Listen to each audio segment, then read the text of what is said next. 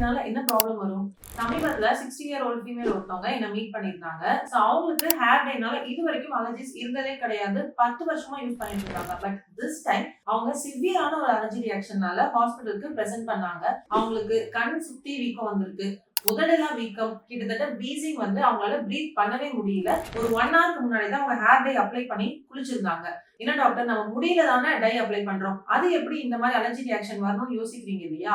இந்த ஹேர் டைஸ்ல எல்லாமே பிபிடி இல்லைன்னா அமோனியா டெஃபினெட்லி இருக்கும். இந்த பிபிடி ஆர் அமோனியா ஹேர்ல மட்டும் இல்லாம அதோட ஹேர் ரூட்ஸை பெனட்ரேட் பண்ணி பிளட் சர்க்குலேஷன்ல மிக்ஸ் ஆகி எந்த ஒரு பர்சனுக்கு வேணா அனஃபிலாக்சிஸோ இல்ல அலர்ஜி ரியாக்ஷன்ஸோ வரதுக்கான சான்சஸ் இருக்கு.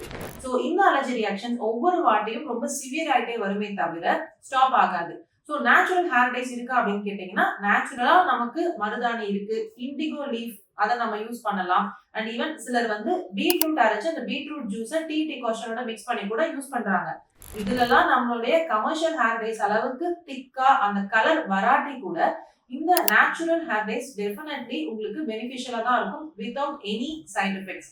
இல்ல எனக்கு ஹேர் கலர்ஸ் யூஸ் பண்ணணும், கொஞ்சம் சேஃப் ஆப்ஷன்ஸ் சொல்லுங்க அப்படின்னா உங்களுக்கு சில ஆப்ஷன்ஸ் நான் சொல்றேன். ஹேர் டை அப்படின்னு கமெண்ட் பண்ணுங்க.